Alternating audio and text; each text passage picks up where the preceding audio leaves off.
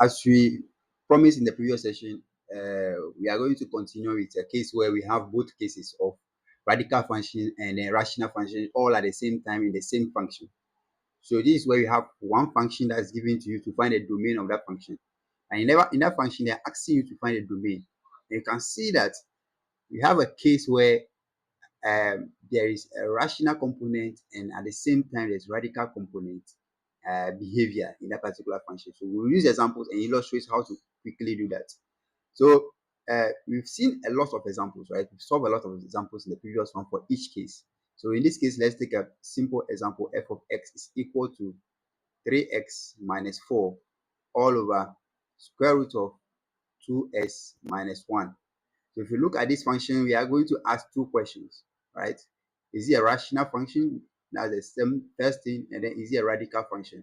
That's the case, the other case. So now, what will make something rational? When the input variable is as part of the component in the denominator. So our input component is x. Our input variable is x. So if you look at the denominator, when we say denominator, we are looking at the bottom of the division. This is a denominator. Looking at the denominator, can you see x somewhere in this denominator? Yes, x is somewhere here in the denominator. So that makes it a rational function. Now we are going to check if it's a radical function. For a radical function, we are going to see if the square root, right? There's a square root sign here. And then in this square root sign, what are we seeing? We can see that there is this is a component under the square root. And in this component under the square root, we have the input variable there. We do have it, which is x. So x is as a denominator and both as a radical function. So it is a radical function because our input variable is under the square root. That's the reason. So if you see that these two are ticked, right? This one, this is ticked, this is ticked. So you have a case where we have a function that's having both rational and radical components. And we are asked to find the domain of such a function.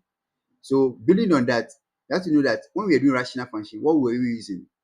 We're using this operator not equal to 0. We're using not equal to 0. Something not equal to 0. The expression not equal to 0. So I will say E, that's the expression not equal to 0. For the radical function, we're also doing the expression greater than or equal to 0, right? But in this case, the two of them are combined. You see that, you have to notice that when you have greater than or equal to, it's a symbol that is a combination of both equal to and greater than. It's a combination of both equal to and greater than. That's what we have as that's this. It is these two that combine to form the greater than or equal to. But then, if you're having a case where rational and radical are coming together, what operator are we going to use in that case? We are going to combine the two operators. So this is first operator and this is the other operator we need to combine. The two of them will result in something. We say that the bottom one is the same as equal and greater, right? And the top one is not equal to. So this is the opposite of this, right? If you are combining them, it's just like you can see that this is negative 1 and this is positive 1. If you are combining them together, positive 1 and this one, if you are combining them, you are going to have what? 0, right? So it's going to make the equal to part to disappear. So you will only be left with greater than. It will be only be left with greater than. So at the end of the day, the operator that we use when we are having a case where the function is both rational and radical is just the greater than symbol. So it's just the greater than symbol that we use for that such a case. So that's what we are going to build on here. So basically, when the case is both of them, just focus on using greater than, as simple as that, to clarify everything, right? Because everything that you have now should be greater than 0. It shouldn't be 0. It should be greater than 0, because if the bottom is 0, there is going to have a problem with division. If the bottom is less than 0, we are going to have problem with the radical. So we just focus on that and make everything greater than 0.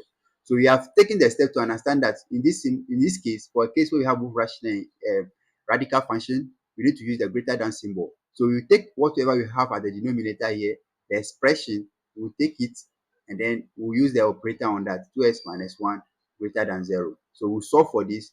We have 2s is greater than 1 and s is greater than 1 over 2. This is the expression that we get. So the domain will be x such that x is a member of all real numbers. Then there's a comma, then the exception, right? This is what we have here. So this is the domain of this function. Let's look at another example. Quickly, an example, I'll do f of t is equal to 3t minus 4 all over 5t plus 1. So this is under the square root. I'm doing this. So you see that this is both a radical and rational function at the same time. So I'll just use the expression that I have here. I'll bring it out, and then because it's both rational and a radical, I have to use the greater than symbol to solve for it. So 5t is greater than negative 1. So t is greater than negative 1 over 5. Then in that case, my t is such that because the t is the input variable, t is a member of all real numbers, comma, t is greater than negative 1 over 5. This is the domain of this particular one too. Now we have to be careful of the tricks, right? You know, I always trick you guys. So I have g of t is equal to 3t plus 1 all over square root of 3s minus 5. So is this a rational? Is it rational? Is it radical? So you see that we are going to check rational. For rational, you have to make sure that the denominator contains the input variable. The input variable here is t. So if you look at in this function, the denominator, which is the down here, you can see the down here, right? Can you see t at the bottom there? There's no t there, so it's not rational. It's not rational. Now radical. For radical, the square root should contain what is under the square root should contain the input variable. So if you look at what is under the square root here, is 3s minus 5, but there's no t. T is the input variable. That's the focus. So it's not also radical. So it's none of this. This is just so the domain of this function will just be x t such that because your t is such that t is a member of all real numbers. There's no exception to that. So yeah, that's as simple as that. So let's solve a simple question again. Last one, which is this, right? So we have to find the domain of this function. You see that it's a rational function because as a denominator we can find the x, which is the input variable in this case. We are free, so the s at the bottom. And then is it radical? It's radical because the square root is also containing the input variable. So if you have that, you are going to use the 3s plus 7 greater than 0. Then you solve for it, and then you try to find the domain. If you had a case where we have, let me call it h of x is equal to 2 over x square root of 3t minus 1. This is just a random example I'm trying to give to illustrate something to you. So let's look at this function that we have. Is this function radical or rational?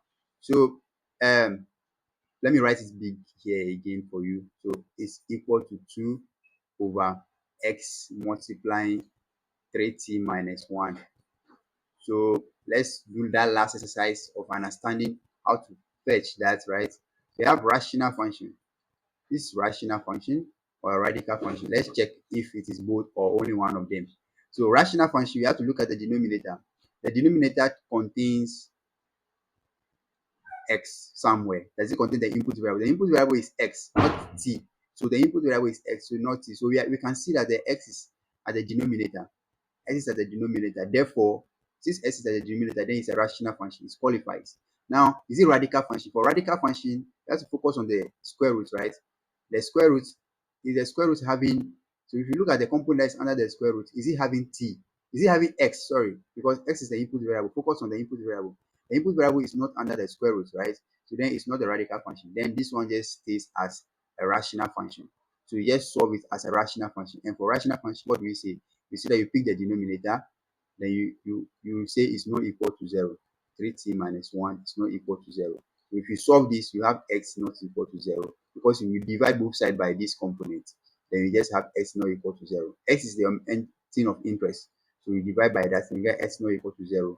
Then your domain will be x such that x is a member of all real numbers, comma, and the answer that you get, the exception. Okay.